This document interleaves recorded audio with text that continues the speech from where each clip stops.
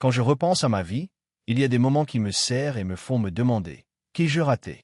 Où était-ce le destin qui m'a poussé dans cette relation inévitable? J'étais un homme de principe, avec un emploi stable, une femme que je considérais comme mon âme sœur, et une vie que tout le monde envierait. Mais soudain, une seule phrase a bouleversé tout ce qui m'était cher. Un soir, alors que nous parlions de notre voyage d'anniversaire, une occasion spéciale que j'avais soigneusement et amoureusement planifiée, il m'a regardé dans les yeux et m'a dit, sans hésitation, « Tu dois comprendre que Shaun sera toujours plus important pour moi que toi. » Cette phrase n'était pas un coup de couteau, mais elle m'a blessé plus profondément que n'importe quelle blessure. D'une vie tranquille, j'ai été projeté dans un tourbillon de doutes et de douleurs. Pourrais-je accepter d'être le deuxième après le meilleur ami d'enfance de ma femme? Le véritable amour peut-il perdurer lorsqu'il doit rivaliser avec un passé intouchable?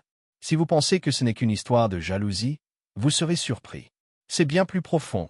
Il s'agit de la nature même de l'amour, des priorités et des limites invisibles que nous ne pouvons voir qu'au moment où elles nous heurtent. Le mariage, l'amitié, la trahison, la solitude et des émotions complexes qu'aucun inconnu ne peut pleinement comprendre.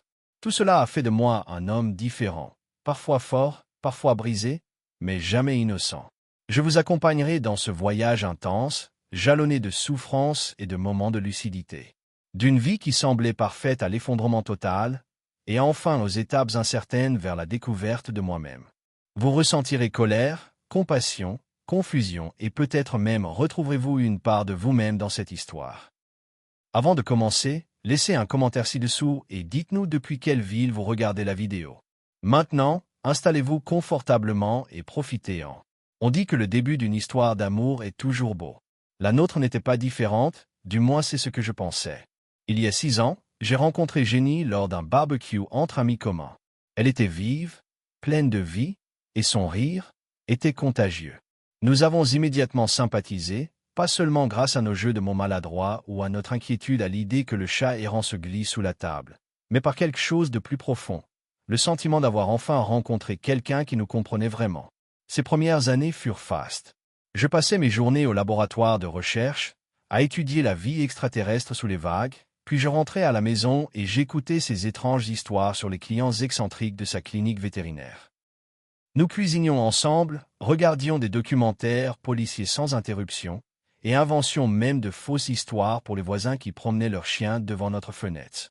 Nous avions cette tradition un peu folle. Chaque vendredi soir, nous choisissions un film que l'autre détestait, mais que nous devions regarder quand même.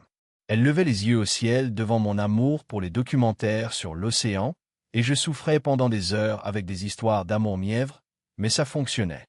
Avec le recul, je me souviens que nous étions ce couple rare qui prenait vraiment plaisir à vieillir ensemble.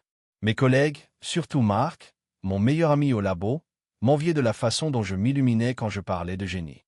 Même ma mère, qui ne se laisse pas facilement impressionner, disait que j'avais l'impression d'avoir enfin trouvé l'âme sœur. Ses parents, Carole et Dave, m'ont accueilli immédiatement, me traitant comme un enfant parmi tant d'autres. Pour les anniversaires et les fêtes, notre maison était toujours remplie de rires, de chaleur et de gens aimants. Mais pour être honnête, il y avait des fissures, de minuscules fractures, visibles seulement avec le recul.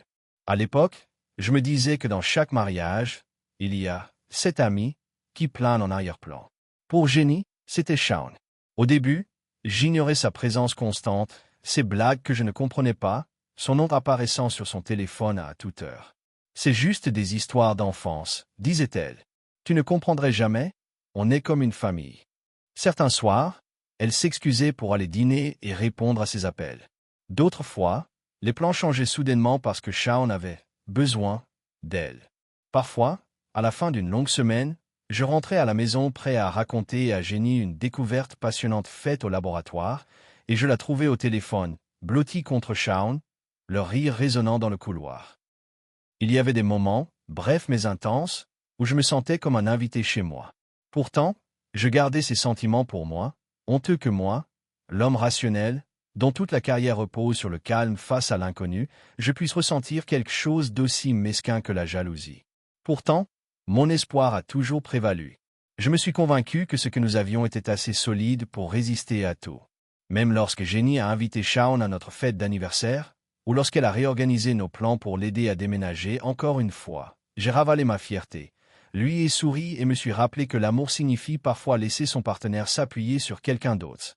Cette illusion, le rêve d'un amour parfait, d'une loyauté indéfectible et d'un avenir fondé sur la confiance, m'a maintenu à flot, même lorsque le courant s'est intensifié. Jusqu'à la nuit où tout a basculé. Car en vérité, parfois, les trahisons les plus dangereuses ne sont ni bruyantes ni violentes. Elles sont silencieuses, enveloppées de rire au coin du feu, déguisées en sacrifice et en compréhension. Parfois, la trahison est la lente prise de conscience que la personne en qui vous avez le plus confiance donne son cœur, morceau par morceau, à quelqu'un d'autre, juste devant vous. Mais je ne le savais pas à l'époque. Je savais juste que je voulais tellement lui suffire. Et donc je me suis convaincu que tout cela était dans ma tête, jusqu'à ce que le masque se brise. Ce qui m'amène aux signes avant-coureurs, les petites limites franchies, les moments où mon cœur a commencé à me murmurer que quelque chose n'allait pas. Parlons des premières fissures. Au début, je pensais pouvoir vivre avec. Après tout, les amitiés avant le mariage n'étaient pas rares. Shaun était son autre frère. Et Laura, sa femme, était une présence silencieuse à chaque rencontre, observant toujours, parlant rarement.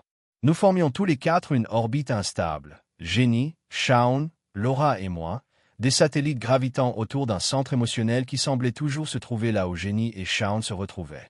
Mon ami Mark a plaisanté un jour en disant que chaque mariage a un petit plus. J'en ai ri sur le moment, mais j'aurais aimé l'écouter plus attentivement. Les signes n'étaient pas dramatiques, juste des défauts subtils qui, avec le temps, ont miné ma confiance en moi. Un soir, j'avais organisé un rendez-vous surprise pour Jenny, un dîner dans son bistrot végétalien préféré, des places pour un concert de jazz dont elle parlait depuis des semaines. 5 minutes avant notre départ, son téléphone a vibré. « C'est Shaun, il vient de tomber en panne sur l'autoroute », a-t-elle expliqué d'un air suppliant. « On peut l'aider ?» Nous avons raté le concert. J'ai attendu sur le trottoir pendant que Jenny consolait Shaun avec des plats emportés bien gras et racontait ses histoires d'enfance désastreuses. Mon cœur s'est serré en réalisant que notre soirée spéciale n'était qu'un chapitre de plus dans leur histoire. Cela se reproduisait sans cesse. Jenny laissait tout pour Shaun, que ce soit pour l'aider à passer un entretien d'embauche ou à surmonter une dispute avec Laura. Parfois, Shaun débarquait chez nous avec un panier à linge à la main, juste le temps qu'on répare son sèche-linge. Jenny s'arrêtait pour l'aider à plier ses vêtements, se souvenant que leurs parents les faisaient s'asseoir côte à côte quand ils étaient petits. Même les fêtes prenaient une saveur étrange. Je me souviens de la veille de Noël, assis à table avec les parents de Jenny et Carole, sa mère, qui murmurait « Shaun fait presque partie de la famille. Il est là depuis que Jenny a fait ses premiers pas. » Et je me demandais, étais-je de la famille, ou juste le garçon que Jenny avait épousé? Laura devenait de plus en plus tendue au fil des mois. Parfois, elle m'envoyait des textos pour me demander si Jenny pouvait éviter d'appeler Shaun après minuit, ou si je pouvais la convaincre de laisser le couple tranquille pour leur anniversaire. Mais chaque supplication semblait vaine. Jenny répondait par un « Laura est sensible » ou un « Tu sais que Shaun a besoin de moi ». Petit à petit, je me sentais disparaître de mon mariage. Les frontières qui définissent l'amour, le respect et la collaboration s'estompaient. Je n'étais plus sa partenaire, j'étais témoin d'une amitié intouchable, d'un lien plus ancien et apparemment plus profond que tout ce que je pouvais offrir. Histoire émouvante, mon estime de moi s'est érodée sous la pression. Avais-je trop d'attentes? Étais-je égoïste de vouloir être le premier choix de quelqu'un, ne serait-ce qu'une seule fois? La culpabilité me tenaillait à chaque fois que j'essayais d'en parler. Ne sois pas complexé, disait Jenny, transformant mes paroles en accusations infondées. Je voulais la confiance, pas le contrôle. Mais quand ton cœur est en compétition avec une histoire à laquelle tu n'as pas participé, même la jalousie la plus banale s'envenime et devient une blessure à l'âme. Mark l'avait remarqué. Il me coinçait dans la salle de pause et me demandait « Ça va, mon pote? Tu as l'air fatigué. » Je l'ai repoussé, mais je n'ai pas dormi. Carole, toujours prête à donner des conseils, m'a dit « Sois patiente.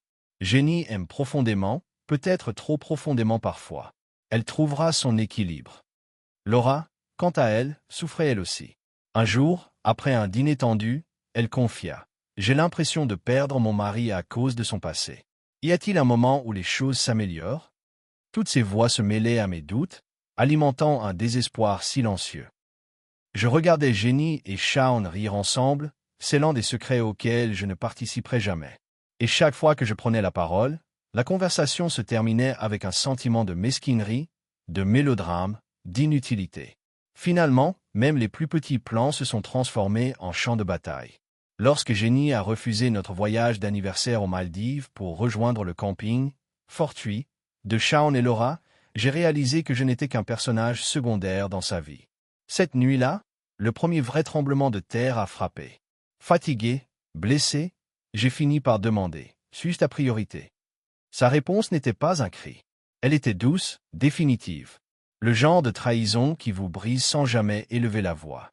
La scène était désormais prête pour l'ultimatum, la question qui allait tout bouleverser. Laisse-moi tigrer emmener. Cette nuit-là, tout s'est effondré. Je me souviens d'être assis en face de Jenny dans notre salon faiblement éclairé, si tendu que j'avais du mal à respirer. Le voyage d'anniversaire dont j'avais rêvé, les Maldives, le soleil, juste nous deux, fuyant le monde, était devenu le symbole de quelque chose de complètement différent. Pas d'évasion, pas d'amour, mais d'un conflit de priorités et de vérités non dites. J'ai essayé de lui expliquer, calmement et prudemment, que notre mariage méritait un peu d'espace, un moment rien que pour nous. Mais le regard féroce et inflexible de Jenny m'a fait comprendre qu'elle avait déjà fait son choix. « Tu es égoïste ?» a-t-elle rétorqué. « Peut-être que c'est parce que tu n'as pas grandi avec un ami comme Shaun que tu ne comprends pas. Il a toujours été là. Il me comprend comme personne. » Ces mots, « il a toujours été là », m'ont fait l'effet d'un coup de poing. Ce n'était plus seulement de l'amitié. C'était l'acceptation d'une vérité que je n'avais jamais osé dire à voix haute. Je n'avais jamais été sa première, et je ne le serai jamais. J'étais assis là, la pièce tourbillonnant d'incrédulité et de douleur. Comment réagir quand la personne en qui vous aviez le plus confiance vous dit qu'elle aimera toujours quelqu'un plus que vous? Comment concilier les années passées ensemble, les rêves partagés, avec la dure réalité d'être le second? Je lui ai lancé un ultimatum, la limite qui, je l'espérais, nous sauverait tous les deux. Choisir moi, leur mariage, ou Shaun. Un choix sans compromis. Ce n'était pas de la bravade. C'était une question de survie. Car si son cœur était ailleurs, il n'y avait pas d'avenir pour nous. La réponse de Jenny fut immédiate et furieuse. « Tu me donnes un ultimatum ?» cracha-t-elle, les yeux brillants comme des nuages. Mais pour moi, c'était de la simple honnêteté, enveloppée de douleur. Oui, je lui avais donné cet ultimatum parce que je l'aimais suffisamment pour m'attendre à de la loyauté, et je m'aimais suffisamment pour savoir quand la laisser partir. Ce soir-là, elle est partie avec une valise et un déluge de paroles, affirmant que je le regretterais, qu'elle reviendrait. Mais au fond de moi, je savais que les fissures s'étaient transformées en gouffres. Mon téléphone est resté silencieux pendant des heures, puis des jours. Le divorce fut un véritable tourbillon de jargon juridique et de paperasse. Pas d'enfants à se disputer, des finances séparées, juste l'effondrement douloureux de tout ce dont nous avions rêvé. Mais le plus dur ne fut pas la conclusion juridique, mais le silence. L'absence de son rire dans la maison, le côté vide du lit et l'écho constant de ses paroles dans mon esprit. Mon ami Marc était là pour moi, un ancrage solide dans la tempête. Un soir, autour d'une bière, il m'a dit « Mec, l'amour devrait te porter, pas te noyer. » Ces mots m'ont profondément touché. J'ai commencé à comprendre que s'accrocher à un amour si douloureux, c'était comme s'accrocher à des éclats de verre. Les parents de Jenny, Carole et Dave, étaient déchirés. Ils se sont approchés, perplexes et blessés, coincés entre moi et leur fille. Je voyais la confusion dans leurs yeux. Comment quelqu'un d'aussi aimé pouvait-il abandonner si facilement? Mais je percevais aussi une vérité inexprimée. L'amour seul ne suffit parfois pas lorsque les fondations sont fissurées. Et puis il y avait Laura, la femme de Shaun. Je ne m'attendais pas à ce qu'elle devienne une alliée inattendue, mais nos chemins se sont croisés plus souvent après la séparation. Nous partagions des ententes silencieuses, deux personnes observant la même tempête depuis des fenêtres différentes, toutes deux blessées, toutes deux impuissantes. À travers la douleur et le chaos, j'ai appris quelque chose de vital. Parfois, le plus courageux est de partir. Non pas par indifférence, mais parce que le respect de soi l'exige. La guérison commence quand on accepte que certaines portes se ferment à jamais. Mais mon histoire était loin d'être terminée. Les conséquences, les répercussions émotionnelles et les chemins inattendus que nous avons tous empruntés allaient révéler des vérités que je n'aurais jamais imaginées. Et cela a conduit à ce qui s'est passé ensuite, une spirale à laquelle personne ne s'attendait. Laissez-moi vous emmener plus profondément au cœur de ce chaos. 3. point de rupture, l'ultimatum et les conséquences du divorce. Cette nuit-là, tout s'est effondré. Je me souviens d'être assis en face de Jenny dans notre salon faiblement éclairé, l'air étant si chargé de tension que j'avais du mal à respirer. Le voyage d'anniversaire que j'avais méticuleusement planifié, une escapade de rêve aux Maldives, rien que nous deux, était devenu un champ de bataille de promesses non tenues et de vérités non dites. J'ai essayé d'expliquer calmement pourquoi ce voyage était spécial, pourquoi parfois le mariage devrait primer sur tout le reste. Mais le regard perçant et inflexible de Jenny me disait autre chose. « Tu es égoïste » dit-elle brusquement. « Peut-être que c'est parce que tu n'as pas grandi avec un ami comme Shaun que tu ne comprends pas. Il fait partie de ma vie depuis toujours. Il me comprend comme personne. » Ces mots m'ont détruit. Ce n'était plus seulement de l'amitié, c'était l'acceptation froide que je ne serais jamais le premier dans son cœur. Je lui ai lancé un ultimatum, choisir moi et notre mariage, ou choisir Shaun. Il n'y avait pas de juste milieu. Ce n'était pas de la bravade, c'était une question de survie. Car si son cœur appartenait à quelqu'un d'autre, il n'y avait pas d'avenir pour nous. Jenny explosa de fureur. Un ultimatum? Vraiment? Cracha-t-elle, les yeux pétillants. Mais c'était l'honnêteté et la douleur réunies dans un seul message. Oui, je lui avais lancé cet ultimatum parce que je l'aimais suffisamment pour m'attendre à sa loyauté et que je m'aimais suffisamment pour m'en aller. Il fit ses valises et partit ce soir-là, les mots tourbillonnant autour de moi. Jurons, promesse de son retour, mais au fond de moi, je savais que c'était fini. Les jours passèrent en silence. Le divorce fut un tourbillon de paperasse et de froideur juridique. Pas d'enfants, des finances séparées, juste la douloureuse rupture avec ce dont nous avions rêvé. Mais le plus dur n'était pas la partie juridique, c'était le silence. Le vide dans le lit, l'absence de son rire résonnant dans la maison, et cette phrase qui résonnait dans ma tête. Mon ami Marc était là, solide comme un roc. Un soir, autour d'une bière, il m'a dit « L'amour doit te porter, pas te noyer ». Cette phrase m'a touché. J'ai compris que me serrer contre moi revenait à me prendre en otage. Les parents de Jenny, Carole et Dave, étaient en conflit entre eux et avec moi, déconcertés par la tournure que prenaient les événements. Laura, la femme de Shaun, est devenue, contre toute attente, une confidente inattendue. Nous partagions la même douleur, observant le chaos se dérouler sous des angles différents. À travers la douleur et les troubles, j'ai appris une vérité douloureuse. Parfois, la chose la plus courageuse à faire est de lâcher prise, non pas par manque d'amour, mais par respect de soi et par survie. Mais l'histoire était loin d'être terminée. Ce qui s'est passé ensuite était une spirale qu'aucun d'entre nous n'aurait pu prévoir. Laisse-moi tigrer emmener. Après mon divorce, ma vie a lentement mais sûrement commencé à se reconstruire. J'ai trouvé du réconfort dans le calme de la routine, dans le travail, surtout, dans cet espace où je pouvais enfin respirer, libéré de la présence de quelqu'un d'autre. Mais à mesure que je reconstituais ma vie, l'histoire de Jenny a pris une tournure plus sombre et plus complexe, une tournure que je ne pouvais ignorer, même si j'en avais envie. Ce qui avait commencé comme une simple amitié entre Shaun et Laura s'était transformé en quelque chose de bien plus inquiétant. J'ai d'abord entendu des rumeurs de Chelsea, une amie commune qui travaillait étroitement avec Laura, selon lesquelles Jenny se présentait trop souvent chez eux, sans invitation ni sollicitation. Elle aidait avec les enfants, faisait la lessive et même réorganisait le bureau. Ce n'étaient pas de simples actes de gentillesse, c'étaient des limites constamment franchies. Laura, toujours réservée mais déterminée sous son calme trompeur, confia à Chelsea combien elle se sentait dépassée et violée. « C'est comme si Jenny essayait de me remplacer », dit-elle doucement lors d'une de leurs séances d'entraînement. Imaginez, la femme qui partageait autrefois les vacances avec Shaun s'immisçait désormais dans leur mariage avec un sourire forcé et une pointe d'obsession. Puis vint le tournant, une discussion à cœur ouvert entre Shaun et Jenny. Shaun, qui avait toujours eu une aversion pour les conflits, tenta de gérer la situation avec délicatesse. Il dit à Jenny qu'il l'aimait, mais seulement en tant qu'ami, qu'il aimait sa famille et n'avait de place pour rien d'autre. Cette conversation aurait dû être une limite, une ligne tracée dans le sable. Mais Jenny ressentait autre chose, de l'espoir. Dans son esprit, ce refus poli n'était pas absolu. C'était un défi, une énigme à résoudre. Alors elle redoubla d'efforts. Des cadeaux apparurent. Attentionnés, coûteux, impossibles à ignorer.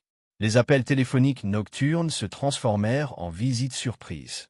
Un jour, en rentrant, Laura trouva Jenny en train de préparer le dîner dans sa cuisine. Une surprise, comme disait Jenny, mais Laura la vit comme une invasion.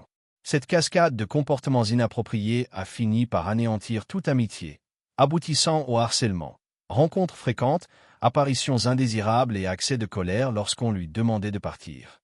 Les voisins ont appelé la police lorsque Jenny a été trouvée devant la maison, frappant et criant pour qu'on la tienne à distance.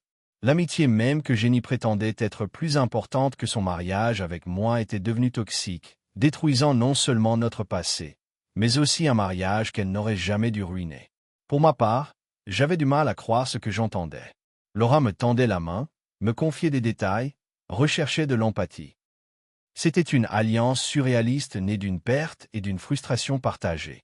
Nous nous sentions toutes deux piégées par les conséquences de l'obsession de Jenny.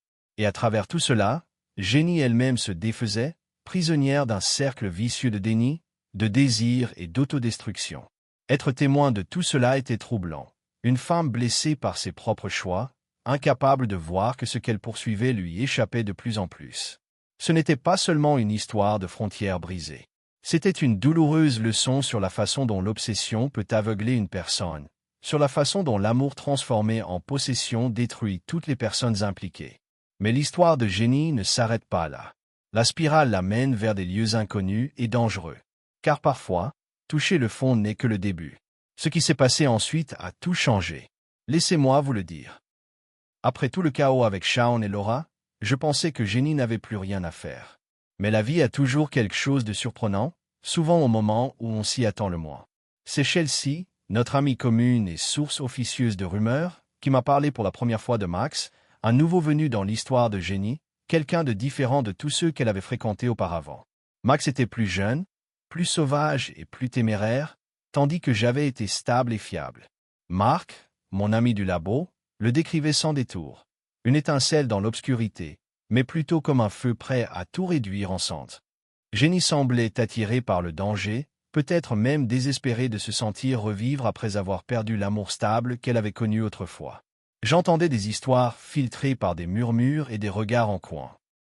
Des nuits blanches dans des bars miteux, des photos de Jenny et Max qui remplissaient son fil d'actualité sur les réseaux sociaux, des concerts endiablés et des rires insensés. Au début, j'ai cru que c'était peut-être simplement sa redécouverte de la liberté. Mais ensuite, tout a dégénéré encore plus vite. Jenny a découvert qu'elle était enceinte. Ce moment m'a clairement confirmé que ce bébé n'était pas le mien.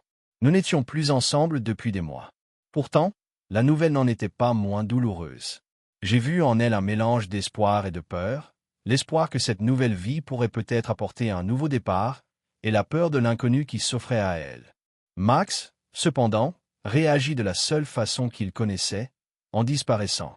L'homme qui illuminait autrefois les nuits de Jenny disparut au moment même où elle avait le plus besoin de lui. Pris dans des batailles juridiques pour fraude et menacé d'une peine de prison imminente, Max laissa Jenny affronter seule la dure réalité. Je n'arrive toujours pas à comprendre comment on peut s'en aller si facilement alors qu'un enfant est sur le point de naître, mais telle était la nouvelle réalité de Jenny. Enceinte, abandonnée et isolée de tous ceux qui avaient pris soin d'elle. Son désespoir était palpable. Jenny tendait la main à tous ceux qui voulaient bien l'écouter, de vieux amis qui s'étaient éloignés après Shaun, des inconnus, et même moi, indirectement par l'intermédiaire de Chelsea et Laura. Mais ses actions passées avaient érigé des murs plus épais que tous les ponts qu'elle avait tenté de franchir. Malgré tout, les remords de Jenny résonnaient doucement. Je la sentais repenser à notre mariage, disant qu'elle aurait aimé m'apprécier davantage. L'ironie ne m'échappait pas. La même femme qui avait autrefois placé Shaun au-dessus de moi s'accrochait maintenant au souvenir d'une stabilité qu'elle avait rejetée. Pendant ce temps, ma vie a pris une autre direction. J'ai rencontré une nouvelle personne, quelqu'un qui me voyait non seulement comme une source de stabilité, mais aussi comme une compagne pour laquelle il valait la peine de se battre. Et auprès d'elle, j'ai trouvé le rire, la paix et l'espoir d'un avenir libéré des vieux fantômes. Mais l'histoire de Jenny n'était pas encore terminée. Ce chapitre, difficile et chaotique, allait se transformer en quelque chose de nouveau, de plus complexe encore. Je suis sur le point de vous y emmener. 5. Rock Bottom. Lost Love, New Chaos. Après tout le chaos avec Shaun et Laura, je pensais que Jenny n'avait plus rien à faire. Mais la vie a toujours quelque chose de surprenant, souvent au moment où on s'y attend le moins. C'est Chelsea, notre amie commune et source officieuse de rumeurs, qui m'a parlé pour la première fois de Max, un nouveau venu dans l'histoire de Jenny, quelqu'un de différent de tous ceux qu'elle avait fréquentés auparavant. Max était plus jeune, plus sauvage et plus téméraire, tandis que j'avais été stable et fiable. Marc, mon ami du labo, le décrivait sans détour, une étincelle dans l'obscurité, mais plutôt comme un feu prêt à tout réduire en cendres. Jenny semblait attirée par le danger, peut-être même désespérée de se sentir revivre après avoir perdu l'amour stable qu'elle avait connu autrefois. J'entendais des histoires filtrées par des murmures et des regards en coin, des nuits blanches dans des bars miteux, des photos de Jenny et Max qui remplissaient son fil d'actualité sur les réseaux sociaux, des concerts endiablés et des rires insensés. Au début, j'ai cru que c'était peut-être simplement sa redécouverte de la liberté. Mais ensuite, tout a dégénéré encore plus vite. Jenny a découvert qu'elle était enceinte. Ce moment m'a clairement confirmé que ce bébé n'était pas le mien. Nous n'étions plus ensemble depuis des mois. Pourtant, la nouvelle n'en était pas moins douloureuse. J'ai vu en elle un mélange d'espoir et de peur, l'espoir que cette nouvelle vie pourrait peut-être apporter un nouveau départ, et la peur de l'inconnu qui s'offrait à elle. Max, cependant, réagit de la seule façon qu'il connaissait, en disparaissant. L'homme qui illuminait autrefois les nuits de Jenny disparut au moment même où elle avait le plus besoin de lui. Pris dans des batailles juridiques pour fraude et menacé d'une peine de prison imminente, Max laissa Jenny affronter seule la dure réalité. Je n'arrive toujours pas à comprendre comment on peut s'en aller si facilement alors qu'un enfant est sur le point de naître, mais telle était la nouvelle réalité de Jenny. Enceinte, abandonnée et isolée de tous ceux qui avaient pris soin d'elle. Son désespoir était palpable. Jenny tendait la main à tous ceux qui voulaient bien l'écouter, de vieux amis qui s'étaient éloignés après Shaun, des inconnus, et même moi, indirectement par l'intermédiaire de Chelsea et Laura. Mais ses actions passées avaient érigé des murs plus épais que tous les ponts qu'elle avait tenté de franchir. Malgré tout, les remords de Jenny résonnaient doucement. Je la sentais repenser à notre mariage, disant qu'elle aurait aimé m'apprécier davantage. L'ironie ne m'échappait pas. La même femme qui avait autrefois placé Shaun au-dessus de moi s'accrochait maintenant au souvenir d'une stabilité qu'elle avait rejetée. Pendant ce temps, ma vie a pris une autre direction. J'ai rencontré une nouvelle personne, quelqu'un qui me voyait non seulement comme une source de stabilité, mais aussi comme une compagne pour laquelle il valait la peine de se battre. Et auprès d'elle, j'ai trouvé le rire, la paix et l'espoir d'un avenir libéré des vieux fantômes. Mais l'histoire de Jenny n'était pas encore terminée. Ce chapitre, difficile et chaotique, allait se transformer en quelque chose de nouveau, de plus complexe encore. Je suis sur le point de Y emmener. La leçon la plus dure que j'ai apprise de tout cela à travers la douleur, la trahison et les espoirs brisés, est que parfois, la guérison ne se fait pas par des confrontations dramatiques ou des gestes grandioses. Elle est silencieuse.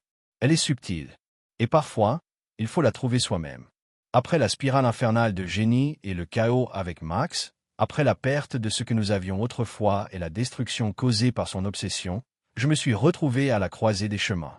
Le choix n'était pas seulement de la laisser partir, mais de retrouver ma vie, mon bonheur et ma paix. Mon ami Marc, qui m'a soutenu pendant mes nuits blanches et ma douleur refoulée, m'a dit un jour, « Bon sang, parfois, il faut se débarrasser du poison avant de pouvoir vraiment guérir. » Et il avait raison. L'orchidée qu'il a laissée devant ma porte, après tout un geste qui aurait pu symboliser la réconciliation, a marqué le moment où j'ai clairement tracé ma ligne. Je l'ai jetée.